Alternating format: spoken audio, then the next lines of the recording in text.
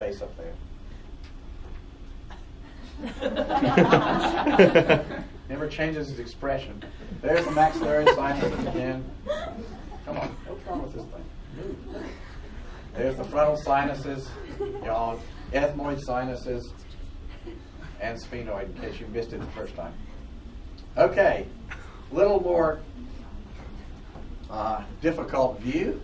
So this person's been sectioned in half, a coronal section, right? There's a coronal suture up here. So if you slice a person down, there's the brain, there's the eyeball, there's the muscles around the eyeball. Okay? There's the frontal sinus, this opening up here in the frontal bone, which is lying over the front of the brain cage. There's the ethmoid sinuses, lying right here between medial to the orbit, medial to the orbit over there. Here's the nasal cavity, right, with those turbinates or conchae. Here's the big old maxillary sinus. So the maxilla, although it has a big surface out here, a big surface in here, it's mostly hollow. Okay. There's the tongue, in case you're interested, and various tongue muscles.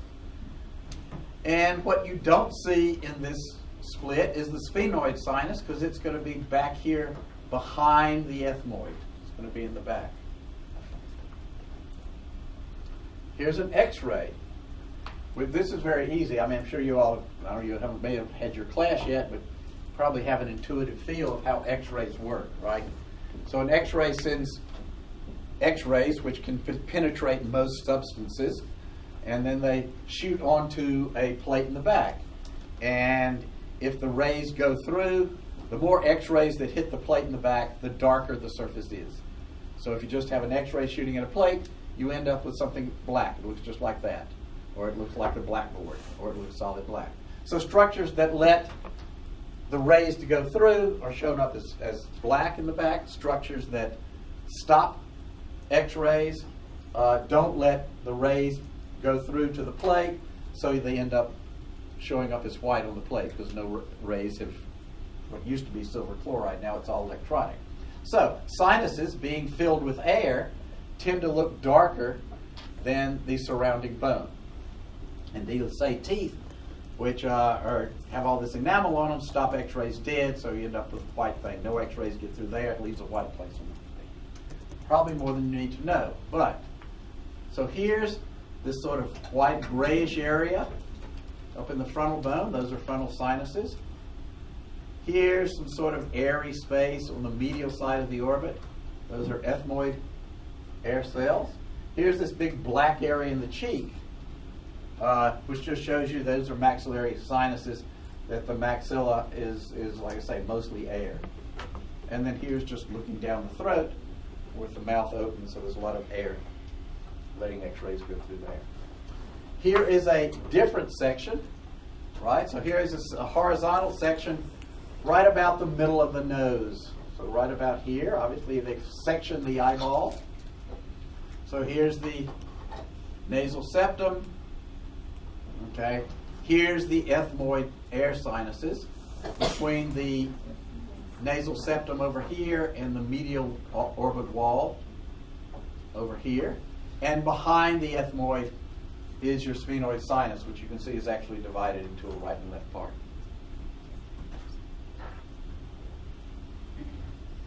Okay, how do these things develop?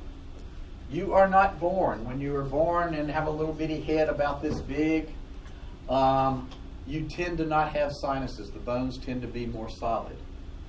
So here at birth, the sinus, the maxillary sinus here, for example, is very, very small. As your bones grow, the maxilla basically hollows out. So as you get older and older and older, there's more of a sinus out here. Okay? And the same, here's frontal sinuses. When you're born, your frontal bone is pretty much solid, but as it grows around the edges, but leaves a hollow center. Okay, this just shows you something of great importance for you. In many people, lots of times the maxillary sinus grows down so that all the bone that's lying above the upper tooth roots can be eaten away so that the sinus actually extends down and has the tooth roots sticking up into the sinus. This is not good if you get an infection in the sinus, because that infection is the roots of that tooth are lying there in the area of infection. Okay, so here we are yet again. Okay, so this is a series of sections. Here's our frontal sinus. Here's with the nasal septum intact, so you can still see the sphenoid sinus here in the midline. Okay, as you move further, moving laterally from the midline further laterally, you can see the frontal sinus more. You can see them open up the maxillary sinus, which is large in there. And when you get way in towards the middle, then you can see these ethmoid sinuses, which are literally right either side of the midline.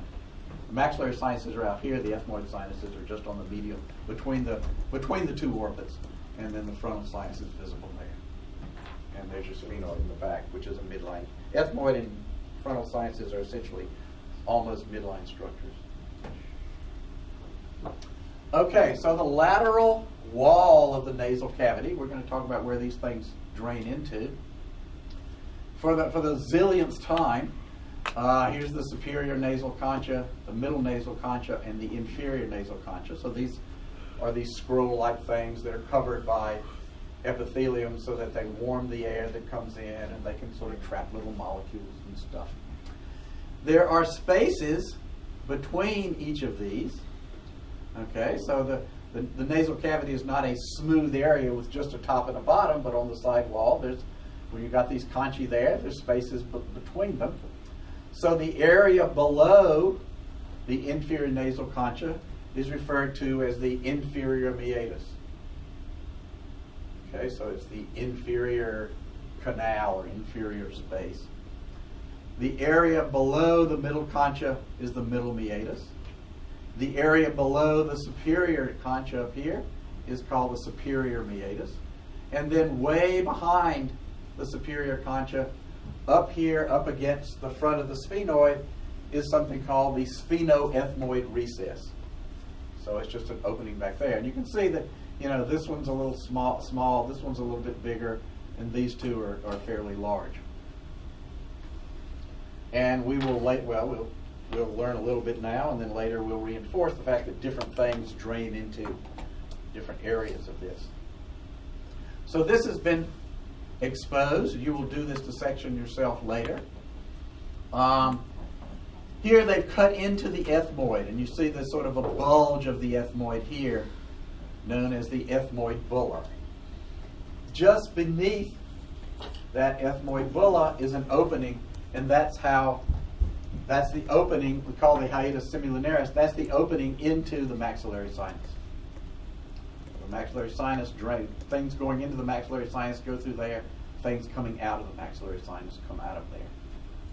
And we'll do this again when we dissect the nose. The bulge, the ethmoid bulla? Yeah, okay. It's just a bulge there. It's below below the bulla, you see this sort of curved area, the simulinaris, this half moon-shaped crescent opening.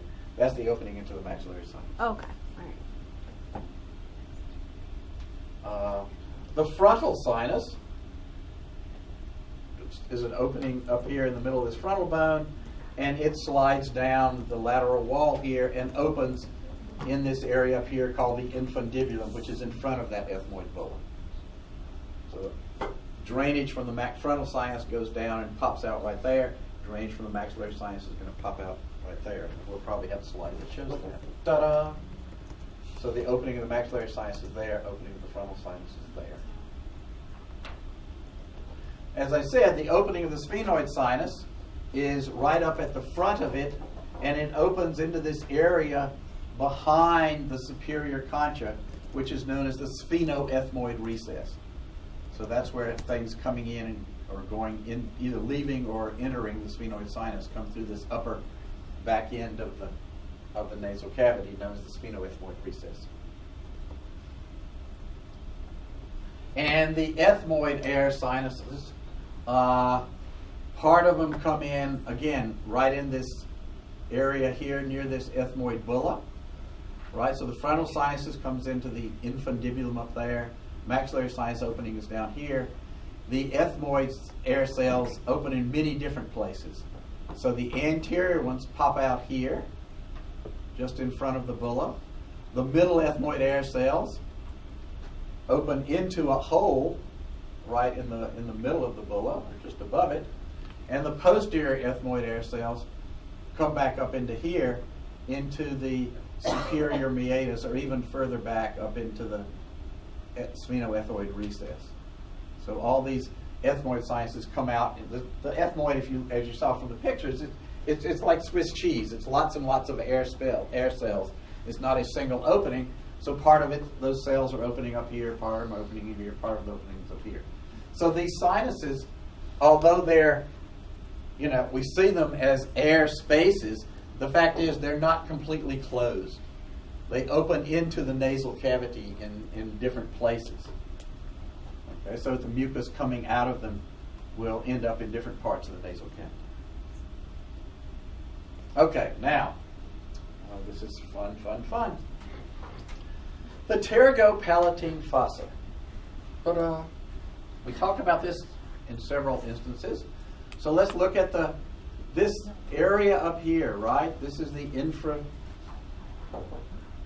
infratemporal fossa here. And right here, deep in the infratemporal fossa, we've got the back end of the maxilla. Okay? And then we've got the sphenoid, part of the sphenoid, known as the pterygoid plates. Okay? So the opening, just a two-dimensional opening, gap between this infratemporal fossa here and the internal space there. The inner area is known as the pterygopalatine fossa. The opening to the outside, this two-dimensional gap there, is known as the pterygomaxillary fissure. So, right, it's a two-dimensional thing. It's just a gap between the back of the maxilla and the lateral pterygoid plate. Okay, so that's the pterygomaxillary fissure. A fissure is just a gap between two structures. Okay, way in the back, on the other end of this three-dimensional space, is a hole that we saw a few minutes ago. Right, half of it's formed by the palatine bone over here, and half of it's formed by the sphenoid bone back there. That hole, which again is a two-dimensional space, literally a space, because it's a two-dimensional nothing, is called the sphenopalatine foramen. So that's just a hole. Okay, so this one up in front is a gap, so it's a space, a two-dimensional space. That's a two-dimensional space. It happens to be sort of round, so we call it a foramen. The three-dimensional area in between is called the pterygopalatine fossa. Right, so you've got a three-dimensional space that you can access through two-dimensional openings. Okay, so that three-dimensional space there is known as the pterygopalatine fossa. Now, this is going to go crazy, so you don't really have to know all this at the moment. But when we get to dissecting this area, there are going to be lots of things that are going to go in here one way and come out another way, which you don't have to worry about today. Just get some feeling for how this area is put together. So there's the fossa. It's a three-dimensional space that you enter in this direction by a gap between the pterygoid bone and the maxilla, or the lateral pterygoid plate and the maxilla. There's a hole going out the other end between the palatine bone and the sphenoid bone. And those are the directions. And that's where things are going to end up. Okay? Like I said, just don't get too worried about this. You'll have a couple of weeks to learn it. Okay? But realize things can come from the infratemporal fossa. If the things that are back here, right, on the outside of the skull, they can go in there through that pterygomaxillary fissure, and then they can go all the way through this three-dimensional space into the nasal region through the sphenopalatine foramen. Okay? Other things can come from the back here, sort of under the sphenoid, or around the sphenoid, and they can travel into this space and go out the front end through a hole, or the side through here. And then below, you've got the palate.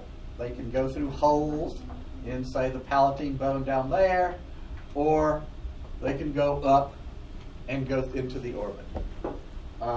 So this pterygopalatine fossa is a three-dimensional space, okay, with various openings in different directions.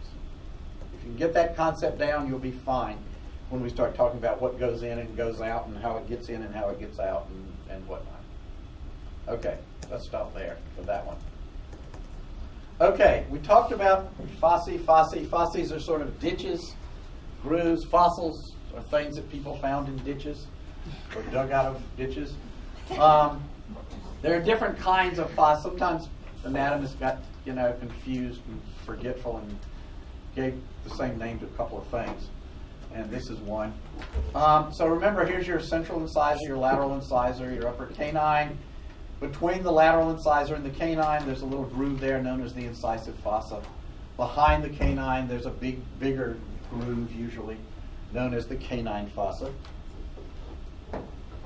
But if you turn the skull over, there's another little hole under here. Okay? And this is known as the hole is known as the incisive foramen, but it sort of lies in a little pit in the front part of the right and left maxilla. And sort of the pit that this hole lies in is also known as the incisive fossa, just to confuse you. So we could pin two different structures and the answer would be incisive fossa. What we probably want. And then this incisive foramen is connected through a canal that leads back into the nasal cavity. Okay? So structures can come into the nasal cavity and then can go down into the hard palate through that incisive canal.